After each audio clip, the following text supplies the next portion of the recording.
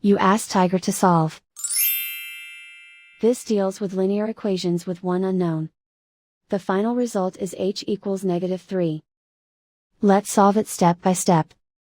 Simplify the expression. Expand the parentheses. Simplify the arithmetic. Group all constants on the right side of the equation. Subtract 6 from both sides. Simplify the arithmetic.